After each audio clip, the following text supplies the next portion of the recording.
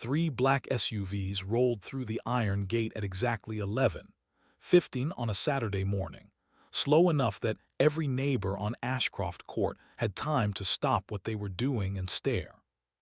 The Whitmore family was on the front porch, all of them, Richard in his weekend blazer, Diane holding a glass of white wine she'd apparently forgotten she was holding, Claire standing beside them in a sundress, one hand frozen halfway to her mouth.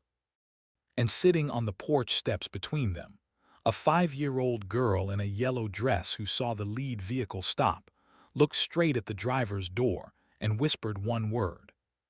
"Daddy." The door opened.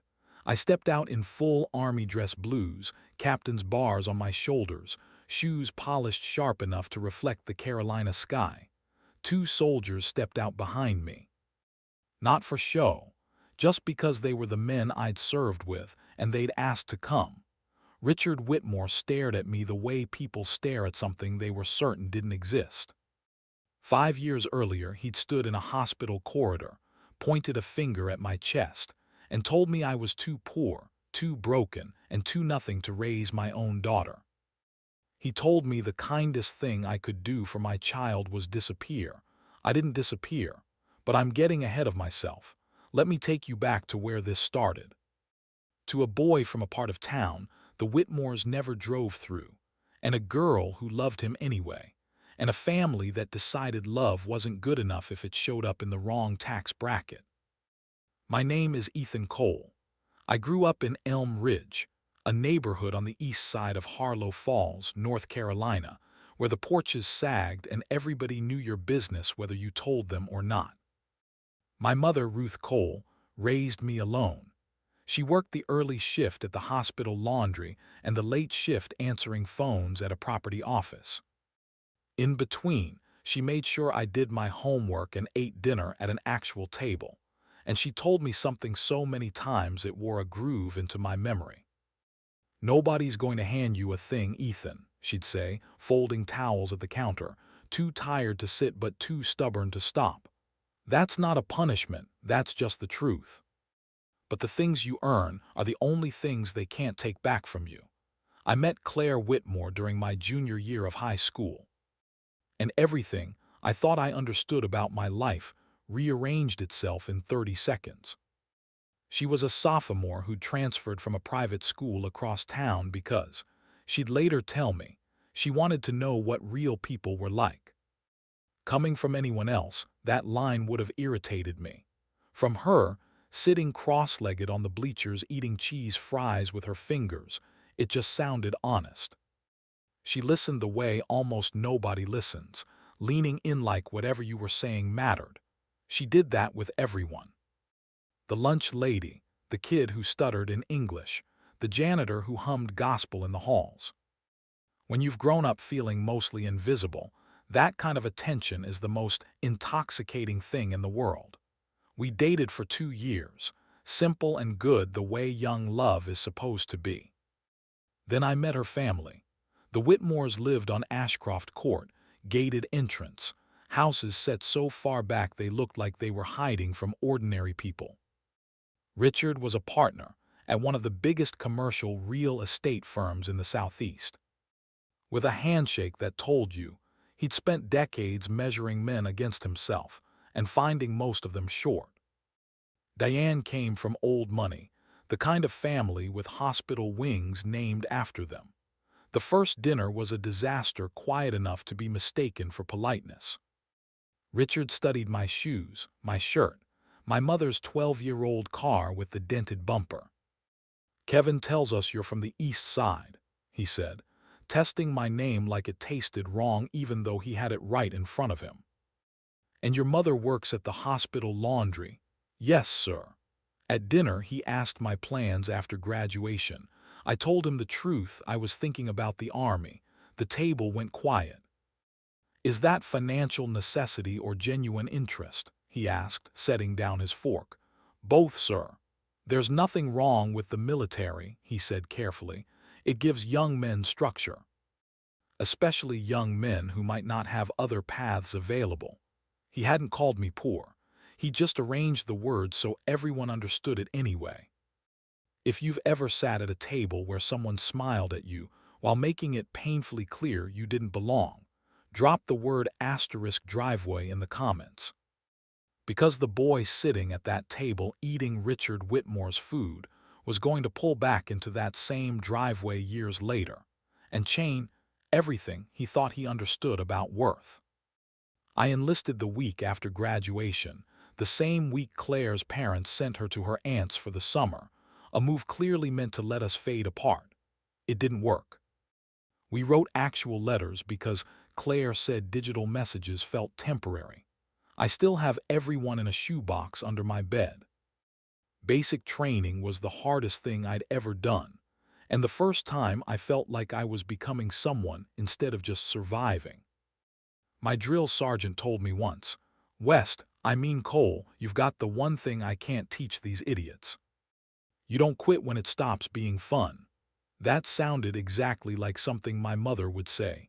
6 months into my first posting, Claire called me crying. "I'm pregnant," 2 words, and my whole life pivoted. I won't pretend the first feeling was joy. It was fear. The chest-crushing fear of a 20-year-old making $18,000 a year in a barracks room smaller than the Whitmore's guest bathroom. But then I thought about my mother and I told Claire, "I'm not going anywhere. We'll figure this out." She believed me. Her parents did not. Richard called me directly at 11 at night, his voice calm with rage running underneath it like current. "You're a 20-year-old enlisted soldier with no education, no money, and no future my daughter deserves to be attached to. If you care about her, step aside and let us handle this properly. Handle it how? We'll support her. We'll make sure the child has everything. You can visit occasionally. Visit my own child. I'm offering more than most men in your position deserve. I let that sit in the dark. With respect, Mr. Whitmore, I don't think you get to decide what I deserve." He hung up. That was the last civil conversation we ever had. Hope was born on a Tuesday morning in March, 7 pounds 4 ounces, with her mother's eyes and my mother's stubborn chin. I drove 11 hours through the night on emergency leave, walked into the hospital still in uniform, carrying a stuffed elephant from a gas station outside Richmond, because it was 3 a.m. And it was all I could find. Claire looked up when I came through the door and started crying before I could speak. "She looks like you," she whispered. I reached out to hold my daughter for the first time. Richard stepped into the doorway behind me. "You're not family," he said. I turned around slowly. He stood with both hands on the frame, blocking it. "This is a family moment. Megan, Claire needs rest. The baby needs stability.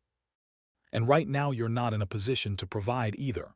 "He's her father," Claire said, weak but fierce. "He's a boy in a uniform." I looked at Richard Whitmore and felt something shift inside me that never shifted back. Not anger, something colder. The recognition that this man would spend his life trying to convince the world, and my daughter, that I was nothing. And the equally clear recognition that the only way to prove him wrong wasn't to argue. It was to build something so undeniable his opinion stopped mattering. I held hope for 20 minutes that morning. Richard stood in the hallway the whole time, arms crossed, watching me like I was borrowing something that belonged to him. That was the last time I held her for almost 3 months. What happened over the next 5 years? The custody battles, the blocked calls, the missed birthdays because Richard's attorneys filed motions to delay and exhaust, is the part of this story that still wakes me up at night. But it's also the part that made me into the man who eventually drove back through those iron gates. What people who have always had money never seem to understand is that desperation, if you refuse to let it break you, becomes fuel. I threw myself into the army the way drowning men throw themselves toward air. Every promotion meant more money. Every qualification meant more credibility. Every step forward was one more piece of proof. My first deployment was 9 months in a province where the heat pressed down like a physical weight. I won't get into details. that don't translate well to people who weren't there. What I'll tell you is what it taught me, that courage isn't the absence of fear. It's deciding someone else's safety matters more than your own comfort. That leadership isn't rank. It's whether the person beside you trusts you enough to follow you into a room they can't see into. And that the loudest men are almost never the ones who show up when it actually matters. I thought about Richard more than once out there, not with hatred, with something quieter. He'd spent his life accumulating power through money and mistaken it for strength. Real strength has nothing to do with a bank account. Back home, things with Claire got complicated the way things do when one person loves you, but lives inside a family that treats that love like a disease to manage. She tried, I believe that completely. She sent photos, arranged calls when her parents weren't around, fought with Richard behind closed doors. But money has gravity. When your parents pay your rent, your car, your daughter's preschool, walking away starts to look less like freedom and more like falling. The custody arrangement was technically joint, but in practice, it was whatever the Whitmore's attorney could negotiate. I got Hope every other weekend when I wasn't deployed, sometimes stretched into months apart. Every time I picked her up, Richard would stand on the porch and watch me load her into my car like I was borrowing equipment he expected me to break. He never said goodbye to me, never asked where I was taking her. He just radiated the quiet certainty that all of it, my presence, my rights, my fatherhood, was temporary. I kept coming back anyway. Hope grew up beautiful and curious with her mother's eyes, my mother's stubborn streak, and a laugh that filled a room. Every other weekend I took her to the same park, the wooden bridge over the creek where she liked throwing rocks. One afternoon when she was 5, she asked me quietly, "Daddy, why don't Grandma and Grandpa want to see me when I'm with you?" "They love you very much," I said, because that part was true. "But they don't like you," she said, not a question. "Some people have a hard time liking what they don't understand. Do you understand me better than anyone in the world? Every day." "Good," she said, leaning against my arm. "Because I understand you too." That sentence kept me going for years. By the time Hope was 7, I'd made it through officer candidate school, one of the hardest things the Army offers, and one of the proudest moments of my life. I called my mother the day I pinned on my lieutenant's bar, and she cried for 4 minutes before saying, "I told you, they can't take back what you earn." 6 months later, she was gone. Pancreatic cancer, diagnosed too late. She died on a Thursday evening with me holding her hand. I found a letter she'd left me 3 days later, tucked inside the same shoebox as Claire's letters. Her handwriting was shaky, the words steady. "You were never poor, you were broke. There's a difference. Broke is a situation. Situations change. The people who underestimate you are giving you the most useful gift in the world, time to prove them wrong while they're not watching. Don't waste it. And don't forget to eat breakfast. I love you. I'm proud of you. Now go be the man I already know you are."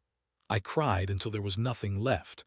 Then I got up, ate breakfast, and went back to work.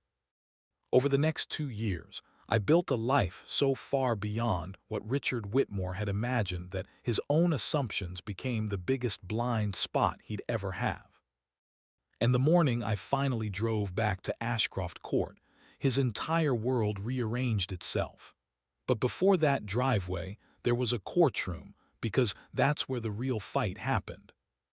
When Hope turned 7, I filed for full joint custody, real joint custody, not the version their attorney had negotiated.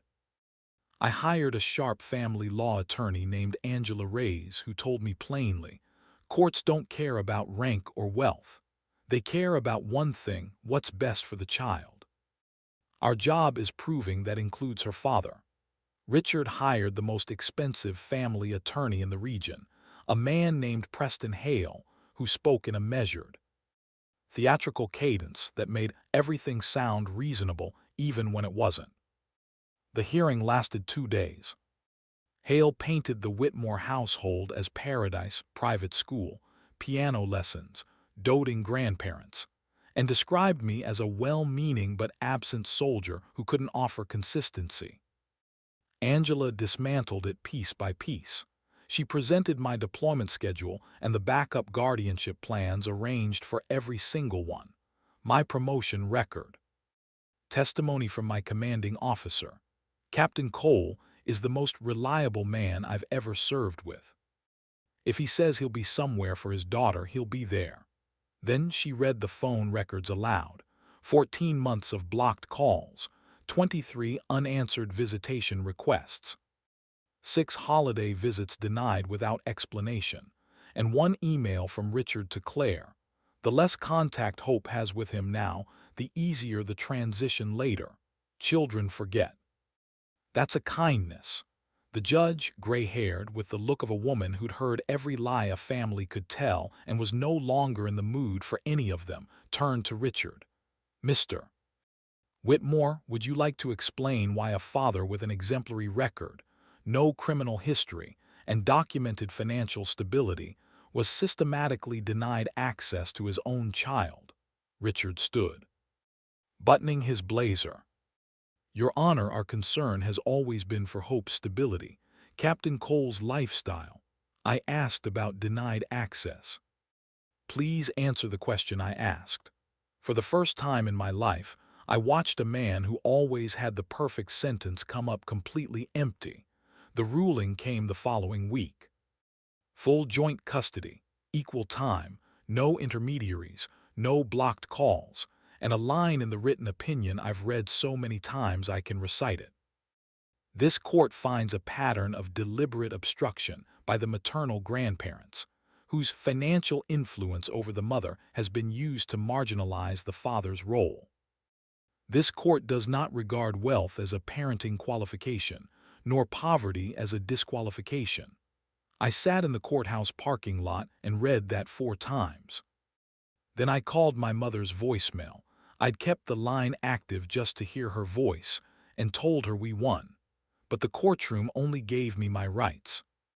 What happened at that driveway gave me something the law can't hand you: respect from people who never thought I'd earn it. The morning I drove to Ashcroft Court to pick up Hope under the new order was the first time I'd been back since the hospital. I could have come alone. 2 of the men I'd served with, Ortiz and Bennett, both sergeants who'd carried wounded men out of places I still don't talk about, were visiting that week. When I told them where I was going, Ortiz said, "We're coming with you." I told him he didn't have to. "You spent 3 years making sure we came home. We're driving you to pick up your daughter." 3 vehicles, government plates, rolling through the iron gate on a Saturday morning, while neighbors watered their lawns and tried not to stare. It wasn't a show of force. It was 3 men who'd been through things together showing up for each other the way they always had. That it looked like something out of a movie was an accident. That it terrified Richard Whitmore was a bonus. The Whitmores were all on the porch. Richard's face went through confusion, recognition, and something I'd never seen on him before: uncertainty. Diane set her wine glass down like it was made of something fragile. Claire stared at me, not the SUVs, and something in her face told me she was finally seeing the man that boy had become, while nobody in that house was paying attention. And Hope, my Hope, sitting on the steps in a yellow dress, lit up like sunrise the second she saw me. "Daddy," she ran across the lawn barefoot, and I knelt and caught her the way I'd imagined catching her through every dusty room and every armored vehicle overseas. "You're wearing your fancy clothes," she said. "Special occasion. Is it because of me?" "Everything's because of you." Behind her, Richard stood on his porch and watched his granddaughter cling to the man he'd called nothing. Ortiz and Bennett stood by the SUVs, saying nothing. They didn't need to. I carried Hope toward the car and stopped by the porch, not to gloat. I'd rehearsed 100 angry, proud, vengeful sentences over the years. What came out instead was, "Mr. Whitmore, you told me once I wasn't in a position to provide for my daughter." I want you to know I never stopped providing for her, not once, even when you made it as hard as possible. The difference between us was never money. It's that you measured a father's worth by his bank account, and I measured it by whether my daughter knew I'd always come back for her." Richard said nothing. His jaw worked once, like he was chewing on a response he couldn't swallow. "She always knew," Claire said quietly from the porch. "Even when you weren't here, she knew." He didn't apologize that day. Men like Richard don't apologize in single dramatic moments. It arrives slowly in behaviors that quietly change direction. That first Thanksgiving after the ruling, he called me himself. "Hope wants you at dinner," he said, stiff as a suit that didn't fit. "Do you?" A long pause. "I think it's important she sees her family together." Not an apology. A door cracking open. I went, wearing a suit instead of the uniform, bringing a sweet potato pie made from my mother's recipe. The one she made when money was tight but love never was. After dinner, Richard found me alone on the back porch. "I owe you an explanation," he said, staring at the tree line. "When Claire brought you home, I saw every fear I'd ever had about her future. Not because of who you were, because of where you came from. I grew up with nothing myself, Ethan. I built everything from a used desk and a phone book, and I spent 30 years terrified it would all disappear. When I looked at you, I saw what I used to be. I was so afraid of my daughter living the life I escaped that I tried to remove anyone who reminded me of it, including you. I'm not asking you to forgive me," he added. "I'm not sure I can yet," I told him honestly. "But I'm here and I'll keep showing up. That's the best I've got right now." He nodded slowly like that was enough. A few weeks later, Hope and I were back on our bridge, throwing rocks into the creek. "Grandpa talks about you different now," she said. Different how? She thought about it the way kids do when translating adult behavior. "Before, he talked about you like you were a problem. Now he talks about you like you're a person." I laughed, because sometimes 5-year-olds say things that would take a grown man a whole book to explain. "That's progress," I said. "What's progress?" "When things get a little better, even when they're not all the way better yet. I think progress is good. So do I," people ask if I resent the years I lost. The blocked calls, the missed birthdays, the 3 months I wasn't allowed to hold my own daughter. I'd be lying if I said none of it still stings. But resentment is a leash. It keeps you circling a post someone else built, mistaking the movement for progress. I watched my mother live without it for 18 years and die the same way, peaceful, certain, proud of what she'd built. She was right about everything. The things you earn are the only things they can't take back. And the people who underestimate you really are giving you a gift, time to become something they never imagined, while they're too busy counting you out to notice. I'm 31 now. A captain in the United States Army. My daughter knows my voice, my face, and my promise that I'll always come back for her.